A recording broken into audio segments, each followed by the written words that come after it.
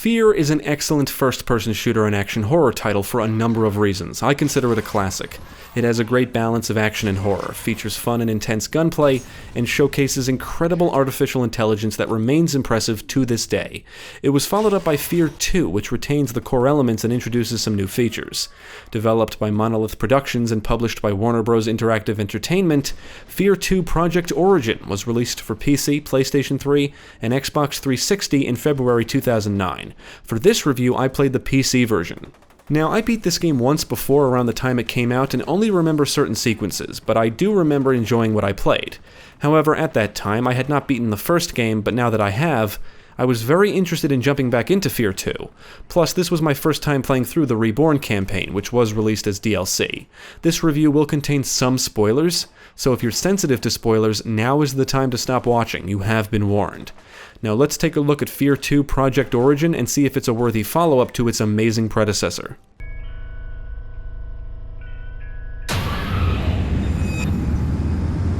Nice of you to join us, sunshine.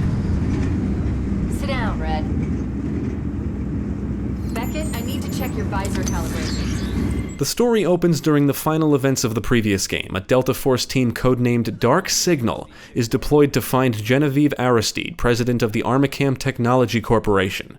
On the team is protagonist Sergeant Michael Beckett, and shortly after they find Genevieve, the Origin facility explodes and Michael is knocked unconscious. The team is unknowingly part of a new ATC project, and when Michael wakes up, he discovers he's being operated on. He fights his way out of the hospital and then proceeds to locate Alma Wade, the undead psychic that is essentially the source of all the chaos. The plot in F.E.A.R 2 focuses more on Alma and her backstory, and her presence is felt much more often than in the previous game. Michael will frequently experience hallucinations and even have to fend off her attacks a few times.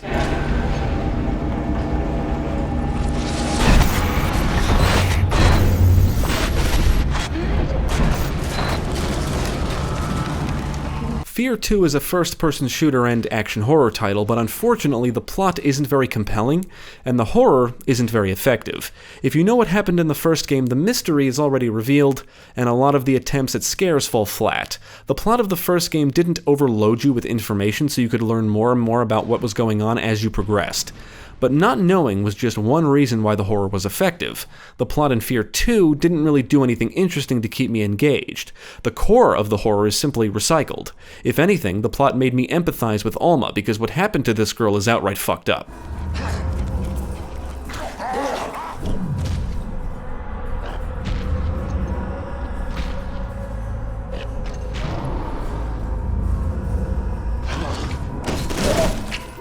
Now I'm going to discuss the Reborn campaign, which really doesn't deserve much attention because it's pretty forgettable. Players are put in the shoes of replica soldier Foxtrot 813. Paxton Fettel, the psychic commander in the first game, realizes he's different and guides him to the Origin facility blast site. Now, if you're waiting to hear me tell you how this ties into the main campaign, you're going to be disappointed, because as far as I can tell, it doesn't. I don't mind side stories that are unrelated to the main plot, but there's seemingly no point to this expansion, and it can be completed in under an hour. I know the GOG version comes packaged with the DLC, and I guess the Steam version does as well.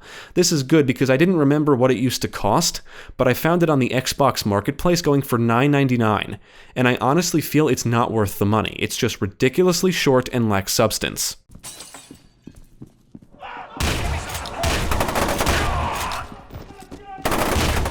F.E.A.R 2 is a solid action game and a very disappointing sequel. If it didn't have fear in the title, I probably would have been able to appreciate it more. The gunplay is great, there are some really cool action-packed encounters, and the weapons are fun to use. But it lacks everything else that made the first game great, and an effective horror title. At a certain point in the game, I fantasized about meeting the developers, so I could simply ask, what the fuck did you do?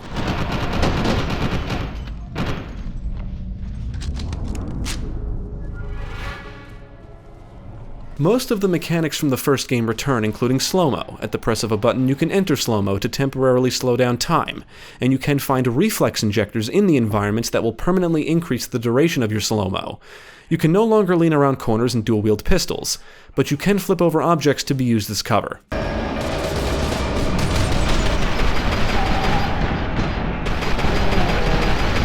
The gunplay in F.E.A.R 2 is quite good, and watching enemies get blown apart in slow-mo is always fun. You can blow off body parts, shotguns can obliterate foes, and blood will gush out of bodies. You'll get your hands on many traditional firearms which all feel satisfying to shoot. They have good visual feedback, and muzzle flashes are often big and bright. Bullets will rip through the environments, and smoke and particles will fill the air during firefights. The most interesting weapons in the game are the napalm cannon and pulse weapon. The napalm cannon fires flaming projectiles that will set enemies on fire, and the pulse weapon fires a slow-moving orb that will electrocute any enemies near its flight path.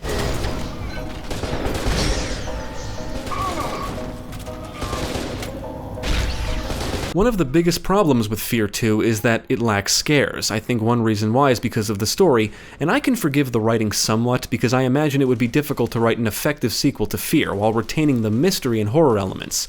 Despite the issues with the story in general, I honestly don't know what the developers could have done to create something just as effective, let alone build upon it without writing a whole new story unrelated to F.E.A.R.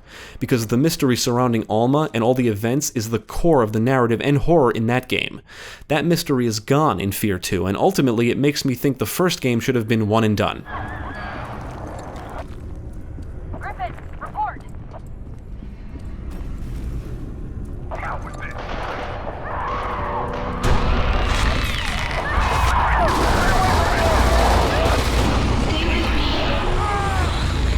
Another reason F.E.A.R 2 lacks scares is because it's simply not scary. What made F.E.A.R creepy and terrifying was all the little things, the subtle horror.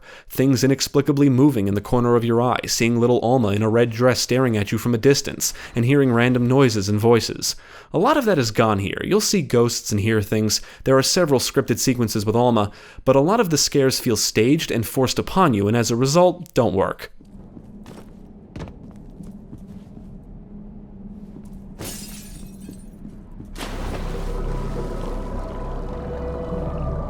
Been in there for 12 years, floating in darkness.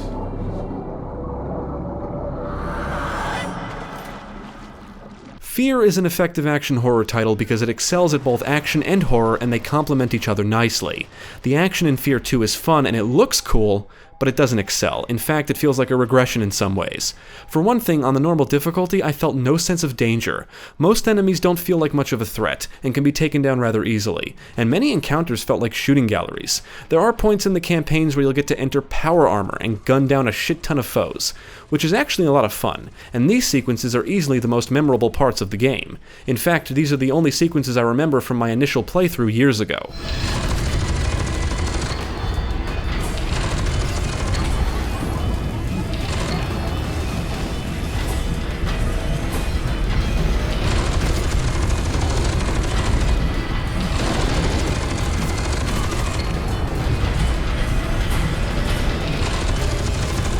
You'll engage different types of foes, including Armacham Black Ops forces, Spectres, armored units, and remnants, which can take control of nearby enemy corpses.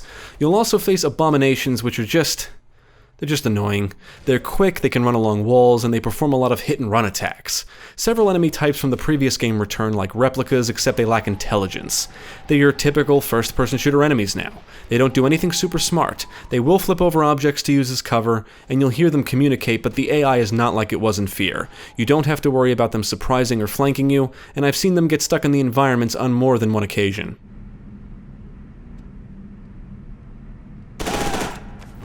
Firefights in F.E.A.R 2 go on for a bit longer than those in the previous game, and that's because most levels have you running and gunning for long stretches. But the action doesn't even attempt to complement the horror, there's basically no tension. At best, F.E.A.R 2 is an action game with an unsettling atmosphere.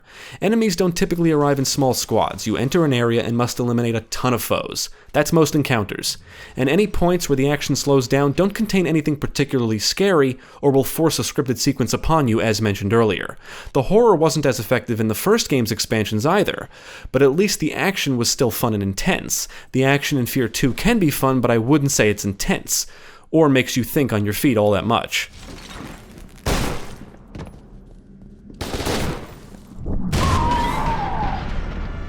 The smart AI in F.E.A.R made enemies actually dangerous. They were unpredictable. That, combined with all the subtle horror, kept me engaged and always on the edge of my seat. That's not the case in F.E.A.R 2. Firefights lack intensity because enemies aren't smart and aren't as dangerous, and combine that with the lack of scares, and there's simply nothing to fear or keep me on edge. The average artificial intelligence is one of my biggest issues with the game. As you may or may not know, the first game showcased excellent AI, which remains impressive to this day. F.E.A.R 2 feels like the developers abandoned that technology in favor of how enemies behave in almost every other shooter out there. And I seriously question this design choice, because this is from the same developer, Monolith Productions, and I assume they still have the technology, so why fuck with it? Even if we look at this from a game design perspective, one would think you would want to make your sequel better or at least just as good as the first game, and one would also think the developers know the first game was praised for its AI, so I ask again, why fuck with it? Will do. I'm on my way up. Now, even if the developers lost or couldn't use the previous AI architecture for whatever reason, it's like they didn't even try to get enemies to behave with the same intelligence. I mean, it's noticeably dumbed down, that's the problem. The enemies in F.E.A.R are actually enjoyable and interesting to fight, it's one of the game's greatest qualities. Knowing that, I seriously question why this quality wasn't carried over. I refuse to believe Monolith didn't know how great it was and how it helped make F.E.A.R stand out. But alas, F.E.A.R 2 is the opposite, not many things about it stand out, and the power armor sequences certainly don't carry it. So yeah, I guess I just don't understand how this happened, it boggles my mind. I think I played through a good chunk of the campaign with a confused look on my face.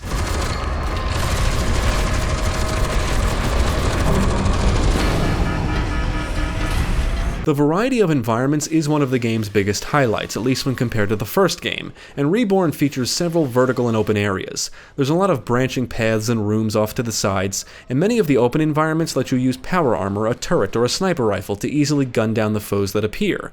Just like the base game, Reborn lacks scares, and it seems to be more focused on action. As mentioned earlier, the action in F.E.A.R 2 isn't bad. It's flashy, but pretty standard stuff.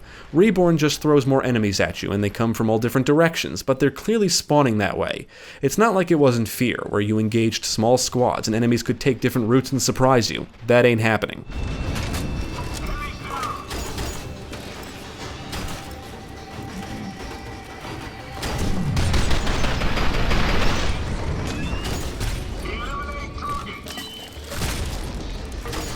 You might argue the change to the AI was to accommodate the new level design, but the levels are mostly linear, like those in the first game.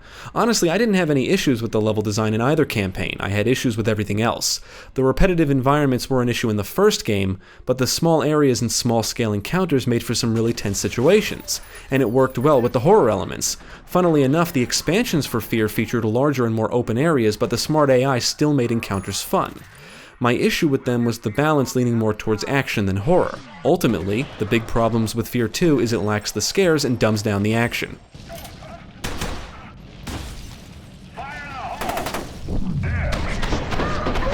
I can't say F.E.A.R 2 is a bad-looking game. I like the visual style. Lights and flashes are often bright, and the gunplay has a chunkiness to it, mainly due to the visual and gore effects. Seeing bodies get blown up and bloodied, heads explode, and blood splatter is always satisfying. The soundtrack is full of moody tunes and some dramatic stuff that kicks in during certain encounters, but I didn't find the music as creepy as the tunes heard in the first game. On the technical side, I did not encounter any major issues. I did consult the game's PC Gaming wiki page before playing, and learned the game does have mouse sensitivity issues, and the page does offer a fix which I applied.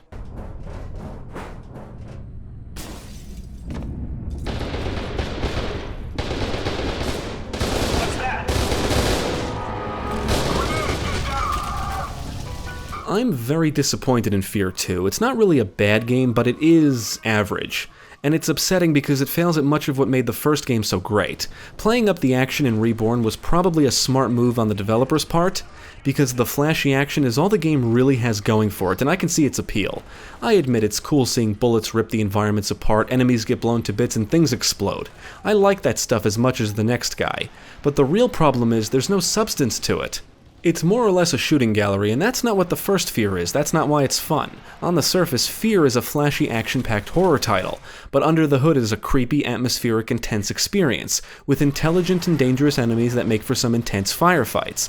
The game does an excellent job at keeping you on your toes, and the enemy AI forces you to think on your feet.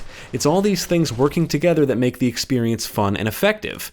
That's all gone in F.E.A.R 2. What the developers made is an uninspired action game.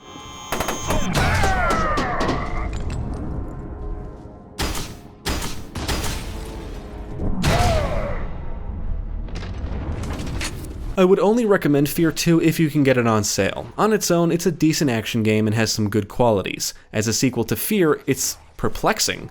Almost nothing that made the first game great is carried over. That's what's puzzling.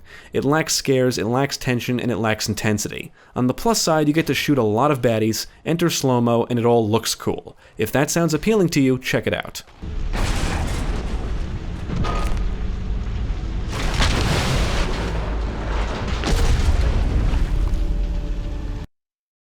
Thank you for watching. If you enjoyed this video, check out the rest of our channel, follow us at the links below, and you can also support us on Patreon.